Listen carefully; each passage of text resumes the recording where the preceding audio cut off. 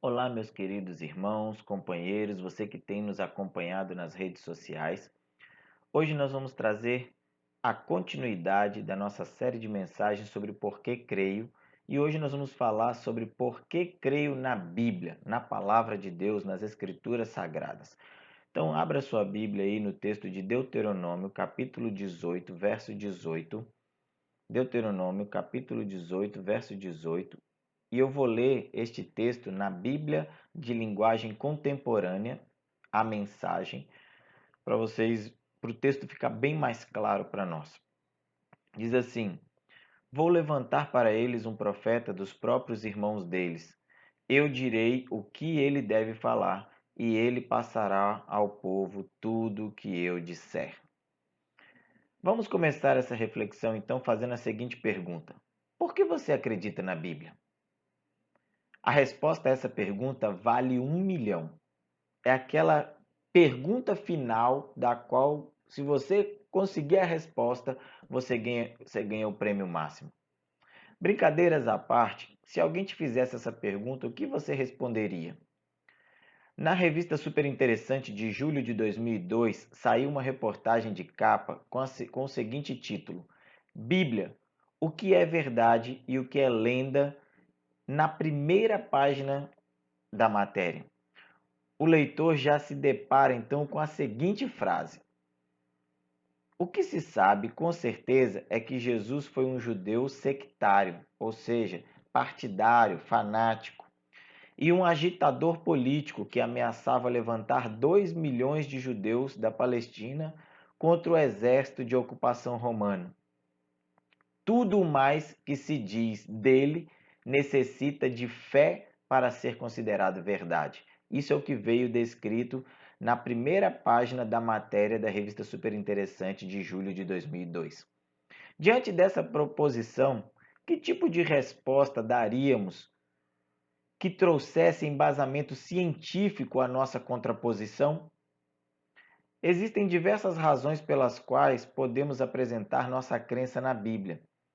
Uma delas foi dada pelo próprio Deus no livro de Deuteronômio, capítulo 18, verso 18. O próprio Senhor disse: Eu lhe suscitei um profeta e porei as minhas palavras na sua boca. Um grande problema que enfrentamos, meus irmãos, é a quantidade de pessoas que dizem estar falando em nome de Deus na atualidade. Mas será que estão mesmo falando da parte dele? Deus nos mostra através da sua palavra que há sim como saber se alguém está falando da parte dele ou não. Deuteronômio capítulo 18, verso 22 deixa isso bem claro para nós. Se o que o profeta proclamar em nome do Senhor não acontecer, nem se cumprir, esta mensagem não vem do Senhor. Aquele profeta falou com presunção. Não tenham medo dele. É típico das profecias a previsão daquilo que ainda está por vir, ou seja, o futuro. Entretanto, Paulo nos deixa um alerta bem claro acerca deste assunto em sua carta aos Tessalonicenses. 1 Tessalonicenses 5, verso 20 e 21. Não tratem com desprezo as profecias, mas ponham à prova todas as coisas e fiquem com o que é bom. Ao consultar os escritos de Buda, Confúcio, Lao Tse, não se encontrará uma única profecia sobre o futuro. No Alcorão existe uma única profecia que se cumpre por si só, a respeito de Maomé voltar para a cidade de Meca, facilmente cumprida. Totalmente diferente da profecia proferida por Jesus, que disse que retornaria da morte. O desafio que enfrentamos na atualidade é o menosprezo às profecias divinas, pelo simples fato de as pessoas desconhecerem, temerem e não examinarem ou testarem essas profecias para saber se são verdadeiras ou se merecem confiança. É bem possível que isso aconteça pelo fato de as pessoas pensarem que as profecias não sejam reais ou genuínas, conforme explica James Kennedy. As profecias bíblicas são reais, genuínas e específicas. Vou mostrar 2 exemplos de profecias que não se cumpriram, um histórico e outro bíblico. Um é histórico e o outro é bíblico. O histórico. Diz-se na história de Maxêncio, imperador de Roma, que teria consultado os oráculos sibilinos para saber o que aconteceria se ele atacasse os exércitos de Constantino, que se aproximava de Roma pelo outro lado do rio Tibre. A resposta do oráculo foi: neste dia, o inimigo de Roma será destruído. E assim, confiante na vitória, ele atacou o exército de Constantino, mas foi Maxêncio quem foi destruído. Em sua predição, o oráculo não havia definido quem era o real inimigo de Roma. Desta maneira, a profecia se cumpriu. O outro relato é um relato bíblico. Em 1 Samuel, capítulo 28, nós encontramos a história de Saul e a pitonisa de Endor. No verso de número 6, diz que Saul, 1 Samuel, capítulo 28, versículo 6, diz: Saul consultou o Senhor, mas este não lhe respondeu, nem por sonhos, nem por urim, nem por profetas. Então o rei mandou procurar uma vidente que o revelasse os desígnios de Deus. Procurem uma mulher que invoca espíritos para que eu consulte. Verso de número 7. Esta mulher lhe apresenta um espírito que supostamente é identificado como o profeta Samuel. Verso 13 até o verso de número 20. No verso 19, este espírito apresenta a seguinte profecia: O Senhor entregará você e o povo de Israel nas mãos dos filisteus, e amanhã você e seus filhos estarão comigo. Que não, uma profecia que na verdade não se cumpriu, uma profecia que não foi verdadeiramente aquilo que havia sido dito. Como assim? No verso, Saul não morre pela mão do filisteu, ele tira sua própria vida. 1 Samuel capítulo 31, versículo 4 mostra isso para nós. E somente a metade dos filhos são mortos em combate. 1 Samuel 31, versículos 2 a 10.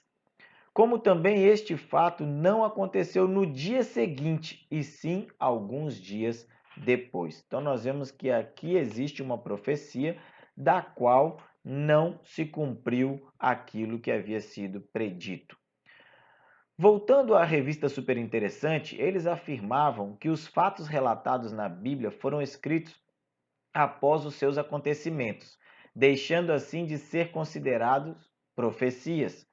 James Kennedy contrapõe essa afirmação com o seguinte argumento: as profecias não poderiam ter sido escritas depois do fato acontecido, porque em centenas de casos a profecia se cumpriu séculos após a morte de quem profetizou. Em muitos casos, o cumprimento se deu depois de se completar o Velho Testamento e mesmo após sua tradução para o grego em 150 a.C. Ainda acrescento o fato de que ainda existem profecias bíblicas que não se cumpriram. As Escrituras estão repletas de profecias, meus irmãos, que se cumpriram no decorrer da história bíblica e da humanidade. Essas profecias se referem a inúmeras cidades e nações com as quais Israel teve contato. Um verdadeiro tratado sobre o futuro dessas cidades e nações está registrado no Antigo Testamento, e a veracidade do cumprimento dessas profecias pode ser comprovada por qualquer pessoa que tenha uma enciclopédia. É só você abrir a enciclopédia e lá estarão os relatos destas cidades. Vamos considerar então a profecia contra as cidades de Tiro e Sidom. No auge do desenvolvimento socioeconômico de Tiro, Ezequiel profetizou sua destruição e ruína, predizendo que ela jamais se reergueria e nem seria habitada. Ezequiel 26, 19 a 21. Quanto à cidade de Sidom, ele disse que a cidade permaneceria, mas os habitantes seriam dizimados. Ezequiel 28, 21 a 23. E aconteceu que Sidom foi atacada, teve 400.000 de seus habitantes mortos, mas a cidade permaneceu. E quanto à cidade de Tiro? Vamos destacar alguns pontos na profecia de Ezequiel, capítulo 26, verso 4 e 5 e versos 12 a 14. Destacamos aqui 7 pontos. Primeiro, destruição dos muros. Segundo, primeiro, destruiriam os muros seriam destruídos. Futuro, derrubarão suas torres, espalharei seu entulho, farei dela uma rocha nua. Fora do mar se tornará um local propício para estender redes de pesca. Saquearão suas riquezas e suprimentos. Suas pedras, madeiras e entulho serão jogados no mar. Jamais será reconstruída. O que sabemos na Bíblia é que poucos anos depois Nabucodonosor invadiu Tiro, destruindo seus muros e matando quase todos. Um pequeno grupo fugiu para uma pequena ilha a 1 quilômetro de distância do continente. Se afirmarmos que este é o resultado da profecia, então somente parte dela se cumpriu. Nas palavras de James Kennedy, parecia que Deus tinha errado, e no entanto, a Bíblia havia declarado: pois eu, o Senhor, falei, palavra do soberano Senhor. Ezequiel 26:14. Aproximadamente 250 anos depois, o profeta Ezequiel já se encontrava morto e a nova cidade de Tiro funcionando perfeitamente naquela pequena ilha. Surge então Alexandre Magno, conquistando todo o mundo conhecido para Roma. Chegando à nova cidade de Tiro, ele ordena sua rendição, como acontecera com as demais cidades por onde ele havia passado. Porém, os moradores de Tiro riram-se de sua ordem. Alexandre Magno manda chamar seu engenheiro, Díades, e ele concebeu o plano mais ousado e atrevido da história da guerra: construir uma passagem ligando a terra à ilha. Onde iria ele achar material para construir essa passagem? A ordem foi dada pelo grande rei: derrubem os muros de Tiro, apanhem a madeira, as pedras, escombros, troncos e joguem ao mar. E então o exército de Alexandre começou a dar cumprimento à palavra de Deus. Obediente, assim a cidade foi sitiada. Destruída e arrasada, virou local de estender redes de pesca para secar. Você pode encontrar isso lá no Google. Vai lá e digita cidade de Tiro, coloca ruínas de Tiro e você vai ver ali fotos que mostram exatamente os relatos e os fatos históricos que aconteceram naquela época. E ainda hoje a cidade nunca mais foi erguida naquele lugar. Nós temos somente ruínas e, segundo pessoas que foram lá visitar a cidade de Tiro, essas ruínas são utilizadas hoje para estender redes de pesca para secagem. James Kennedy declara que predições são também promessas. Creio que Deus nos deu 2.000 predições a fim de que pudéssemos aprender a crer em suas promessas. Concluindo então, meus irmãos, diante dessas poucas evidências aqui apresentadas, volto a perguntar: por que devemos crer na Bíblia?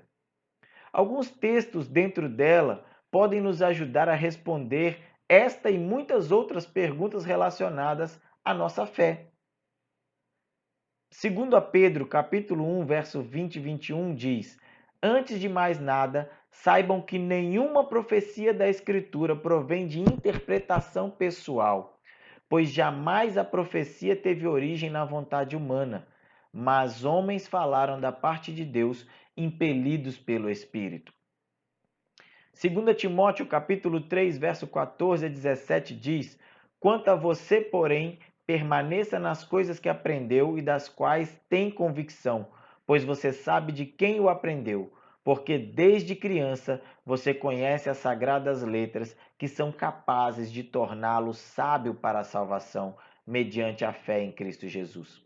Toda a Escritura é inspirada por Deus e útil para o ensino, para a repreensão, para a correção e para a instrução na justiça, para que o homem de Deus seja apto e plenamente preparado para toda boa obra.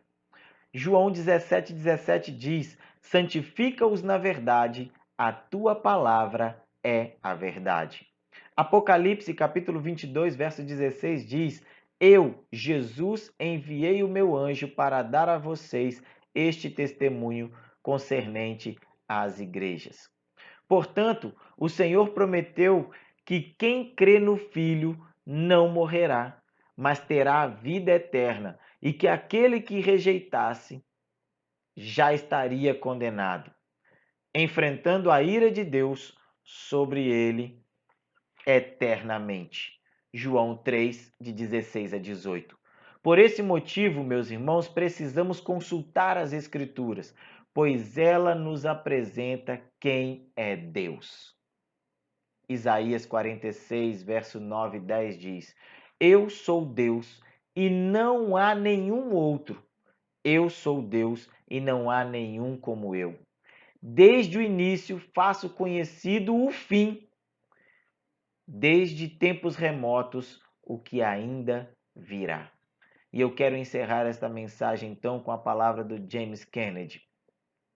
A veracidade dessas palavras e a certeza de que serão cumpridas são atestadas por mais de 2.000 profecias que já se cumpriram. Qualquer um que as desprezar não poderá culpar a ninguém mais por sua destruição, senão a si mesmo. Guarde essas palavras em seu coração, para que você possa estar preparado para responder a qualquer que pedir a razão da esperança do porquê você crê na Bíblia. Que Deus abençoe a sua vida, em nome de Jesus.